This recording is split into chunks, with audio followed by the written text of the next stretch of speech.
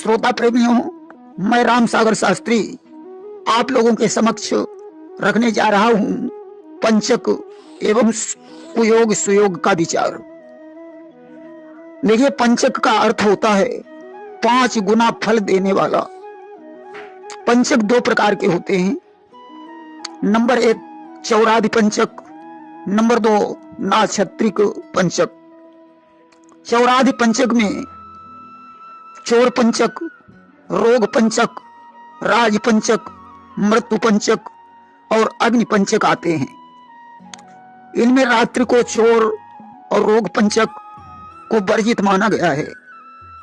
दिन में राज पंचक को तथा दोनों संध्याओं में मृत्यु पंचक को वर्जित माना गया है। अग्नि पंचक को हमेशा वर्जित माना गया है। नाक्षत्रिक पंचक में 5 नक्षत्र आते हैं: धनिष्ठा, शतभिषा, पूर्व भाद्रपद, उत्तर भाद्रपद और रेवती। वैसे जब धनिष्ठा का आधा भाग बीत जाता है, अर्थात जब चंद्रमा कुंभ राशि पर आता है, तब नाक्षत्रिक पंचक प्रारंभ होता है तथा जब अश्विनी नक्षत्र और मेष नक्षत्र पर चंद्रमा आता है, तब नाक्षत्रिक पंचक समाप्त हो जाता है। नाक्षत्रिक पंचक में मृतक दाह करना, दक्षिण दिशा की यात्रा करना, पालना, सैया, खाट का प्रयोग, मकान में छत डालना, छानी छप्पर का कार्य निषेध माना जाता है। पंचक में मृतक दाह का 5 गुना फल घटित होने के कारण पंचाग्नि की व्यवस्था की जाती है। परंतु नाक्षत्रिक पंचक का विचार मुंडन और विवाह, वरवरण, कन्यावरण में नहीं माना जाता है। विवाह मुहूर्त में धनिष्ठा, शतभिषा, पूर्व भाद्रपद इन 3 को छोड़कर बाकी नक्षत्र स्वीकार कर लिए गए हैं।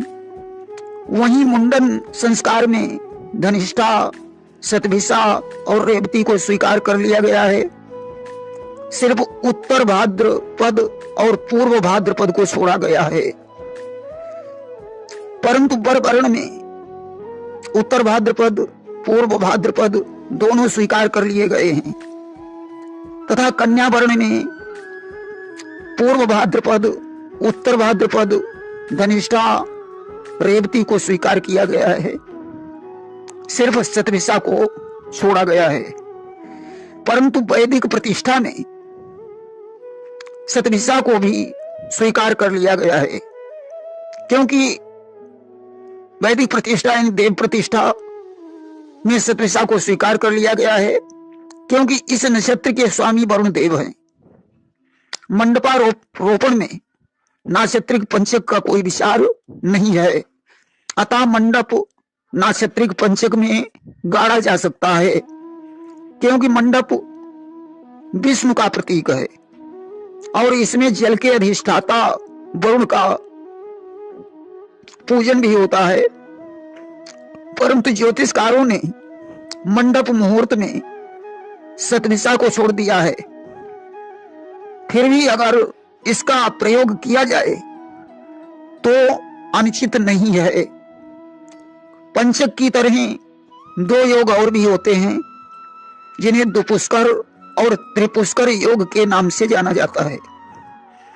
यदि रविवार, मंगलवार या शनिवार को विशाखा, उत्तरा फाल्गुनी, पूर्व भाद्रपद, पुनर्वस, कृतिका अथवा उत्तराखांड नक्षत्र हो तथा उस दिन द्विज, सप्तमी या द्वादशी हो, तो त्रिपुष्कर योग बन जाता है।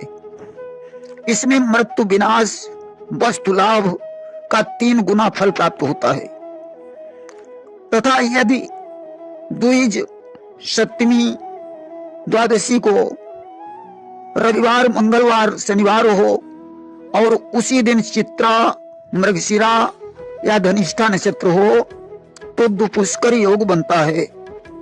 इसमें मृत्यु, विनाश या वस्तु लाभ वृद्धि का 2 गुना फल प्राप्त होता है। ऐसा मुहूर्त चिंतामणि में कहा गया है। देखिए, भद्रा के संबंध में एक पौराणिक कथा है। देवता और दैत्यों का घमासान युद्ध हो रहा था, परंतु देवता दैत्यों से परास्त होकर भगवान शंकर की शरण में गए।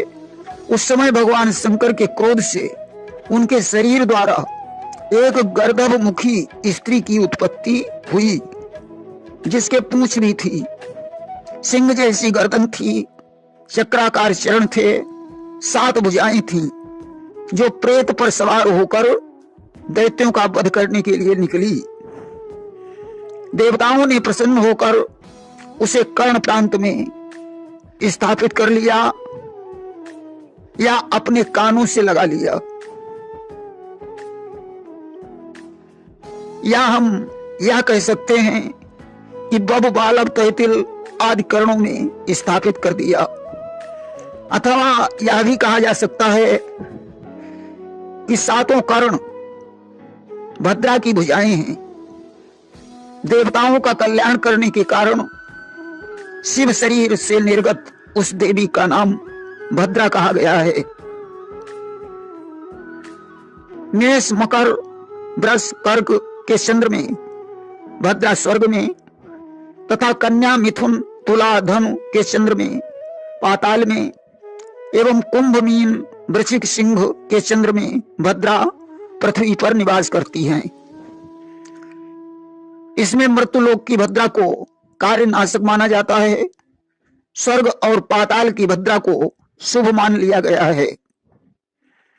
कृष्ण पक्ष की 10वीं एवं तीज में भद्रा का परदल वास होता है। 7वीं एवं चौथ की को पूर्व तल में वास होता है तथा शुक्ल पक्ष की एकादशी और चौथ को परदल में वास होता है। अष्टमी और पूर्णिमा को पूर्व तल में वास होता है। दिन की भद्रा सर्पमुखी और रात्रि की भद्रा वृश्चिकी। दिन की भद्रा का मुख त्याज्य है और रात्रि की भद्रा की पूंछ त्याज्य है। रात की भद्रा दिन में और दिन की भद्रा रात में शुभ मानी जाती है। देखिए, सोमवार, शुक्रवार की भद्रा को कल्याणी कहते हैं। शनिवार की भद्रा को वृश्चिकी, गुरुवार की भद्रा को पुण्यवती, रविवार, बुधवार, मंगलवार की भद्रा को भद्रा नाम से जाना जाता है। कृष्ण पक्ष की तीज 10वीं को परदल भद्रा मानी जाती है। उत्तरार्ध की 30 घड़ी वृश्चिकी भद्रा कहलाती है। ये भद्रा रात्रि में होती है। इसकी 3 घड़ी का पुच्छ वर्जनीय है और मुख शुभ है। शुक्ल पक्ष की चौथ एकादशी भी इसी में आती है। कृष्ण पक्ष की 7वीं 14 को पूर्व दल भद्रा यानी पूर्वार्ध की 30 घड़ी सर्पणी भद्रा कहलाती है। इसका 5 घड़ी मुख वर्जनीय है, पुच्छ शुभ है। शुक्ल पक्ष की अष्टमी और पूर्णमासी इसी में आती है। ये भद्रा दिन में होती है। मुख की 5 घड़ी, गले की 1 घड़ी, कपाल की 11 घड़ी, नाभि की 4 घड़ी, कमर की 6 घड़ी, पूंछ की 3 घड़ी। ये भद्रा के अंग हैं। मुख की घड़ी में विध्वंस, गले की घड़ी में मरण, कपाल की घड़ी में धननाश, कमर की घड़ी में बुद्धि का नाश, नाभि की घड़ी में कलह और पूंछ की घड़ी में विजय होती है। भद्रा के विषय में अनेकों मत हैं। मृत्युलोक की भद्रा को छोड़कर स्वर्ग और पाताल की भद्रा विशेष अशुभ नहीं मानी जाती है। शुक्ल पक्ष की चौथ एकादशी तथा कृष्ण पक्ष की तीज 10वीं तिथि वाली भद्रा दिन में शुभ एवं शुक्ल पक्ष की अष्टमी, पूर्णमासी तथा कृष्ण पक्ष की 7वीं 14 तिथि वाली भद्रा रात में शुभ हैं।